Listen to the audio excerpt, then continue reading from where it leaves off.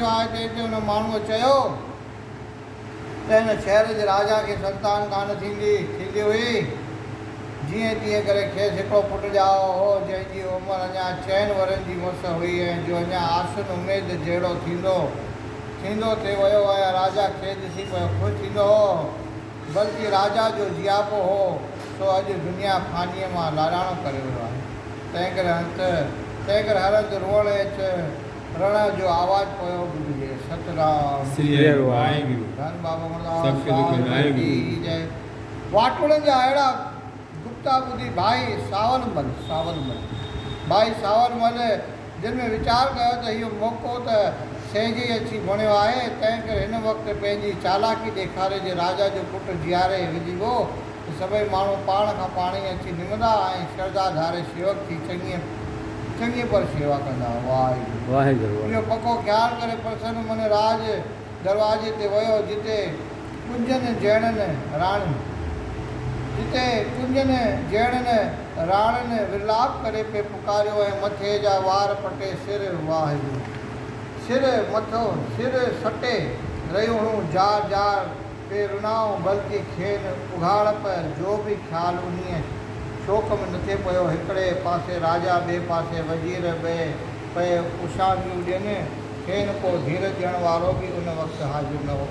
अहिड़ी हालत खे ॾिसी भाई सावरमल खे दया आई। सतनाम श्री वाहिगुरु। ऐं खेसि पंहिंजो स्वार्थ बि सिद्ध करिणो हो। तंहिं करे कचहरी में राजा वटि वेठलनि वज़ीरनि मां हिकिड़े खे पाण वटि अचण लाइ इशारो कयई ऐं उन हंध खां खेसि थोरो परबर वठी वञी चयाईं त जेतोणीकि तव्हां सां वॾो क़ैर थी गुज़रियो आहे, तंहिं हूंदे बि सतगुरू जे दया सां मां उन बालक खे ॾियारी ॾिसी। सतनाम श्री वाहिगुरु। धन बाबा मरदास साहिब की जय। पर मुंहिंजो शर्त इहो आहे त मुंहिंजे महिनत जे एवज तव्हीं सभई मुंहिंजा सिख थींदा। पहिरियों राजा खे सिख थियणो पवंदो, पोइ वज़ीर खे थियणो पवंदो, तंहिंखां पोइ जेका जुमिले रहत आहे तंहिंखे पहल वठणी पवंदी। तंहिं करे इहा ॻाल्हि वञी पंहिंजे राजा सां कर। सतनाम श्री वाहिगुरु। वज़ीर इहा ॻाल्हि ॿुधी बिल्कुलु ख़ुशि थी राजा वटि आयो ऐं सॼी वार्ता चई ॿुधाई। राजा इहा ॻाल्हि ॿुधी घणो ख़ुशि थियो ऐं हिकदमि वज़ीर खे चयाईं त जीअं संदसि आज्ञा हुजे तीअं आउं मञण लाइ तयारु आहियां। न फ़क़ति एतिरो पर सारी उमिरि ताईं संदसि ताबे रहंदुसि। धन बाबा मरदास साहिब की जय। बाबा मरदास साहिब एॾी वॾी महर अहिड़े प्राणदाता गुरूअ खे बिना देर जे हिते वठी अचे। वज़ीर यकदमि डुकंदो ॿाहिरि आयो ऐं अची भाई सावरमल खे राजा जी हक़ीक़त ॿुधाए खे साण वठी राजा साण मुलाक़ात कराई। राजा यकदमि संदनि पेरनि ते किरी पिया, संदनि घणो सन्मान कयाई ऐं चङो आसन ते विहारे वेनती कयाई त तव्हीं कृपा करे बालक खे जीआरे ॾियो त असीं सभु तव्हांजा ताबेदार रहंदासीं। धन गुरू नानक साहिब की जय। ऐं तव्हांजी तव्हांजी राति ॾींहं दिलि सां शेवा कंदासूं। तंहिं ते भाई सावरमल चयो त छोकिरे जो मड़ो खणी हिते अचो। माण्हुनि जे घोड़ खे हटाए पासो करियो ऐं सभिनीनि खे चयो त रुअण बंदि कनि ऐं सभई वाहिगुरू में प्रीत करे ख़ुशियूं करियो। सतनाम श्री वाहिगुरु।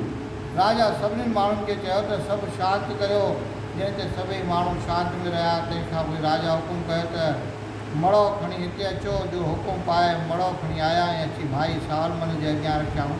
भाई साहिब सतगुरनि जो ध्यानु धारे छोकिरे जो मुंहं तां कपिड़ो लाहे हुकुम कयो त पाणी खणी अचो। पोइ सतगुरनि जे ॾिनल रुमाल जी हिकिड़ी कुंड धोई सतनाम चई उहो जल हुन मुअल बालक जे मुख में विधो। सतनाम श्री वाहिगुरु। ऐं उहो रुमाल संदसि मथे ते सुहाई। एतिरे में छोकिरे में प्राण पिया। धन बाबा मरदास साहिब की जय। संसार रुमाल संदसि मथे ते सुहाई। एतिरे में छोकिरे में प्राण पिया। अहिड़ीअ तरह सुरजी बन ॿूटीअ सां लक्ष्मण महराज सुरजीत थियो हो। तहिड़ीअ तरह हिन बालक बि यकदमि अखियूं खोलियूं, जंहिं ते वाधायूं वरी वियूं ऐं राजा पंहिंजे पुट खे गोद में खणी वॾी सिक सां भाकुर पातो। सतनाम श्री वाहिगुरु। राणी पंहिंजे पुट खे हंज में खणी मुंहुं चुमण लॻी ऐं छोकिरो ख़ूब टपा ॾियण लॻो। वाह वाह। जंहिं करे तरह तरह मंगलाचार थियण लॻा। इन ख़ुशी में राजा हिकु वॾो जलसो कयो जंहिंमें केतिरनि ग़रीबनि खे धन ॾिनाई ऐं संदसि किले ते ख़ूब झंडा चढ़ी विया। ॿाहिरि दरवाजे ते शरनायूं भील वॼण लॻा। राजा राणी वज़ीर ऐं मुख्य दरबारी हथ जोड़े भाई साल वटि आया ऐं खेसि गुलनि जा हार पीछे में विझी ख़ूब भेटाऊं संदसि अॻियां रखियूं ऐं खेसि मां सुंदर ॾोॾीअ में विहारे चंवर फेराईंदा वॾी शाही सरगस करे हिकिड़े मां सुंदर मंदर में वठी आया। सतनाम ऐं संदसि खाधे पीते वग़ैरह जो बिल्कुलु चङो बंदोबस्तु रखियाऊं ऐं संदसि सुम्हण लाइ बिल्कुलु सुठो घणो ख़र्च वारो पलंग घुरायो ऐं संदसि मां महिमा ॾिसी सभई माण्हू अजब में पइजी विया। अहिड़ी तरह केतिरा ॾींहं आनंद में गुज़ारण खां पोइ अवल राजा संदसि सिखी क़बूल कई। तंहिंखां पोइ आहिस्ते आहिस्ते सभिनी सिख धर्म क़बूलियो ऐं वाहिगुरू जो सुमरन कंदा सुख पाईंदा रहिया। इच्छा रखी भाई साहिब खे अर्ज़ु कंदा हुआ। सा इच्छा संदसि भाई साहिब पूरी कंदो हो। धन गुरू नानक धन बाबा अमरदास साहिब जी कमाई। हिनखे त डायरेक्ट अकाउंट मिलियो न भरियल धन गुरू नानक त कमाई हुन जी धन बाबा अमरदास साहिब धन धन धन एॾी वॾी ब्रह्मांड जी शक्ति। अहिड़ा घणी देवी देवताउनि खे बि कान थो हुकुम भई कंहिंखे जीअरो कयो पर हिनखे धन गुरू नानक घरड़ो आहे। केतिरनि ॾींहंनि खां पोइ हिकिड़े ॾींहुं भाई सावलमल राजा खे चयो त मुंहिंजो घर ब्यास नदीअ जे किनारे ते आहे जिते इमारती काठूं थिए ई कोन। उन लाइ मां हिते आयो हुउसि। तंहिं करे तूं वॾो अंदाज़ काठ जो दरिया ते कठो करे मज़बूत टला ॿधाए पाणी जे रस्ते माण्हू खां उॾाई रवाना कर त वञी गोविंदवाल जे तड़ ते पहुचनि। एतिरो ॿुधी हरिपुर जे राजा केतिरनि माण्हुनि खे हुकुम ॾे उन कम में लॻायो जिन केतिरी इमारती काठ गॾु करे चीराए टला ॿधाए माण्हुनि जे नज़र हेठि गोविंदवाल ॾांहुं रवानो कयो जो जल्दी अची गोविंदवाल पहुतो। धन बाबा अमरदास साहिब की जय। श्री गुरु अमरदास साहिब पाण तड़ ते अची उते काठ नज़र मां कढी सभिनीनि माण्हुनि खे विराए ॾिना। हर कंहिं माण्हू खे गुज़र आहार ज़मीन पूर्ण हद विझी ॾिनाऊं जंहिं ते हुननि माण्हुनि पंहिंजा घर अॾिया। सतगुरनि जात पात जो भेज असुल न थिए रखियो। सभु कंहिंखे वया थिए राज़ी कंदा। अहिड़ीअ तरह जिन जा वॾा भाग हुआ से हुन शहर में रही अशोक गुज़ारण लॻा। अशोक माने कॾहिं शोक न थियो। धन गुरू बाबा नानक साहिब की जय। हुन शहर में रही अशोक गुज़ारण लॻा। गोविंदवाल जी कहिड़ी उस्तति असीं वेही लिखूं जो साक्षात स्वर्ग हो। धन बाबा अमरदास साहिब की जय। गोविंदवाल में सतगुरुनि सां गॾु वॾभागी लोकनि खे छॾे असीं वरी थोरो बयानु हरिपुर जो ज़ाहिर था कयूं। भाई सावलमल जो बिल्कुलु आनंद में हरिपुर में रहियो पियो हो। सतगुरुनि जे ॾिनल रुमाल सां उहो सभिनीनि जी पियो मुराद पूरी कंदो हो। जंहिं करे उते जा माण्हू पुट धन ऐं शरीर अरोगता सुख पाए सभई ख़ुशि थी चङियूं भेटाऊं संदसि चरणनि ते चाढ़ण ऐं मुल्क हुनजो नामाचार फैलाइण लॻा।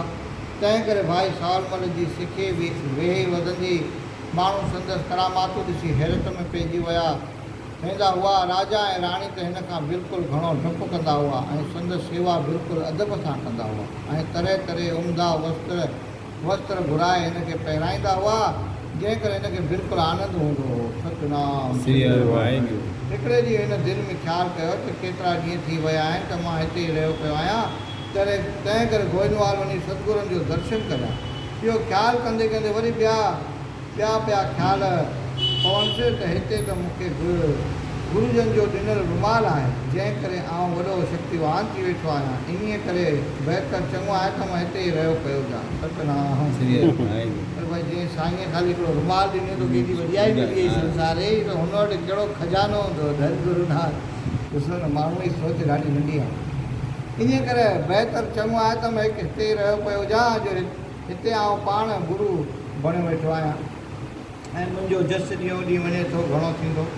इहो पियो ख़्यालु करे हिन पको निश्चो कयो त हाणे आउं गोविंदवाल कोन वेंदुसि। धन गुरू नानक साहिब की जय। ईअं कंदे जॾहिं हिनखे केतिरा महीना गुज़री विया तॾहिं अंतर्यामी सतगुरुनि जो चित विकारी ॼाणी खेसि अचण लाइ हुकुमनामो मोकिलियो जो हुन पढ़ी बहानो लिखी मोकिलियईं त राजा मूंखे छॾण जी हुन खां कोई ॻाल्हि लिखियलु आहे।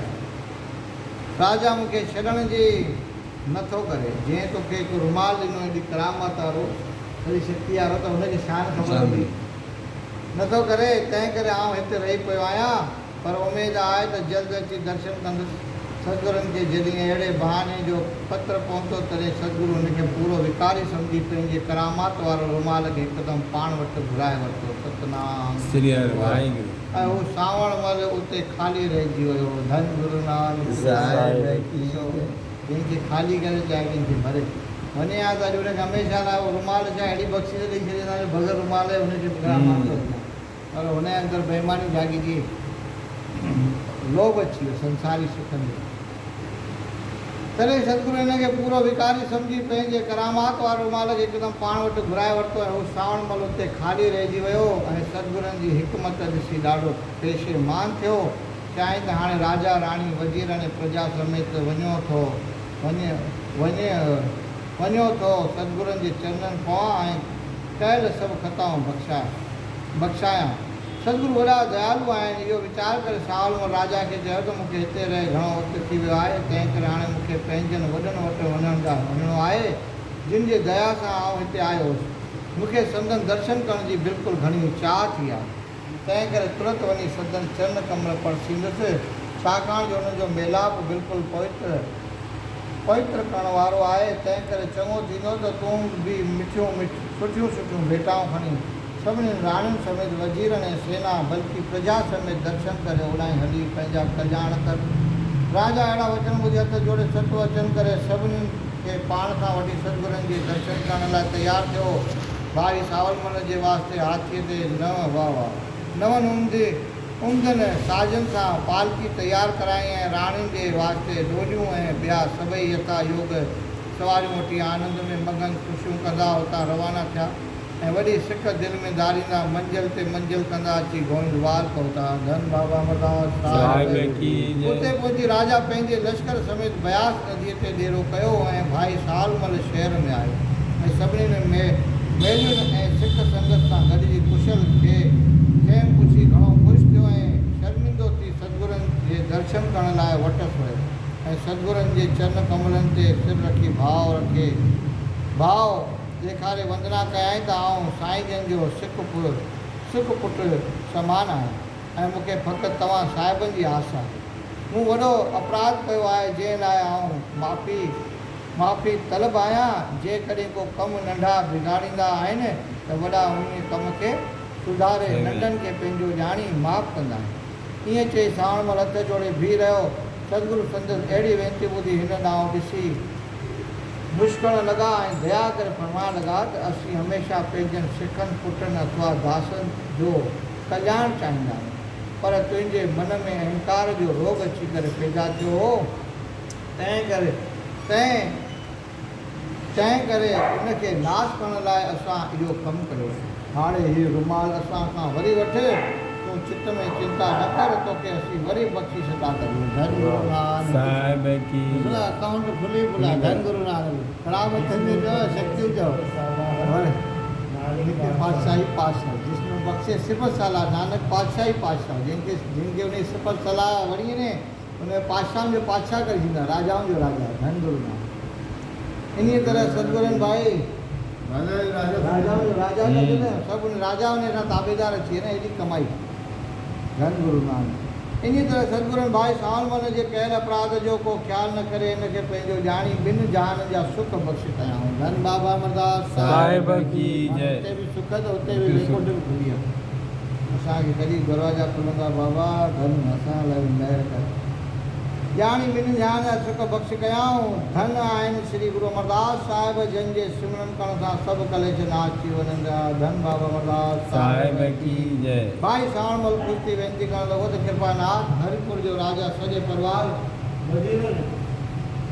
राणियुनि सेना ऐं प्रजा समेत तव्हां साहिबनि जो दर्शन करण लाइ आयो आहे ऐं ब्यास नदी जे किनारे ते अची पंहिंजो डेरो कयो अथसि। तंहिं करे तव्हां साहिबनि जी आज्ञा मिले त यकदमि कदमनि में अची दर्शन पाए पंहिंजी अखियूं सफलियूं करे सिक लाइनि। तंहिं ते सतगुरु फरमाइण लॻा त देग मां कुड़को खाई कोई जेके हुजनि से बिलाशक अचनि, पर स्त्री का बि असां वटि न अचे। एतिरो ॿुधी सावलमल अरदास कई त स्वामी तव्हां स्त्री ख्वाए पुरुषनि जा हितकारी ऐं सुखदायक आहियो। हू वीचारियूं चित में आश रखी घणो प्रेम धारे राजा सां गॾिजी हिते आयूं आहिनि। तिन आयलनि जी तव्हां साहिबनि अभिलाखा पूरन करियो। तंहिं ते सतगुरु फरमायो त राजा जूं राणियूं ख्वाए बानियूं जेके बि स्त्री हुजनि ऐं जिन खे रंगीन पोशाकूं पियल हुजनि तन खे चओ त उहे रंगीन पोशाकूं लाइ अछियूं पोशाकूं पहिरें दर्शन कंदियूं हलियूं वञनि। वाह वाह। ऐं खेनि देग मां कुणको बि खाइणो पवंदो। बाक़ी साण महिल हुकुम पाए उतां मोटियो ऐं सभु हक़ीक़त अची उन्हनि खे ॿुधाई त मां सतगुरुनि खे घणे चवण सां इहा ॻाल्हि ठहिराई आहे न त साहिबनि स्त्रियुनि खे अचण लाइ मना थी कई, छाकाणि जो सतगुरुनि जे हज़ूर में स्त्रियुनि खे वञण जो हुकुम ई कोन्हे। धन बाबा अमरदास साहिब की पर हीउ हुकुम फ़क़ति तव्हां लाइ थियो आहे। छा लाइ त ॾुआरे पंध तां आयल आहियो। राजा ऐं स्त्रियूं सभई इहा ख़बर ॿुधी घणो प्रसन्न थिया ऐं अछा कपिड़ा पहिरे अवल सभिनी अची देग मां प्रसाद पातो। तंहिंखां पोइ मुंहुं उघाड़े दर्शन करणु वियूं। उन वक़्तु सचा पातशाह किले में हथ विझी मथे चौगड़ीअ में बीठा हुआ। हरिपुर जे राजा सतगुरुनि जे सन्मुख अची ॿई हथ ॿधी नमस्कार करे दर्शन पातो ऐं वेनती करे आंदुल भेटाऊं अर्पण करणु लॻो। जंहिं ते सिखनि सॼी ॻाल्हि मां वाक़ुफ़ु कयो त सतगुरु कंहिंखां भेटा न वठंदा आहिनि। तॾहिं वंदना करे रवानो थियो। तंहिंखां पोइ वज़ीरनि सतगुरुनि जो दर्शन कयो ऐं पोइ सारी सेना दर्शन लाइ आई। सभिनी जे दर्शन करे वञण खां पोइ राजा जो पुटु ऐं राजा जूं राणियूं सभई गुरुनि जो दर्शन करण लाइ आयूं। उन्हनि में हिकिड़ी नौवरनी पहिरियल हुई, तंहिंखे मुंहुं उघाड़ो करणु लॼ थी आई। हाणे इहा कथा हितां ॿुधी। सतनाम जय श्री राम। ॿुधल आहे कथा।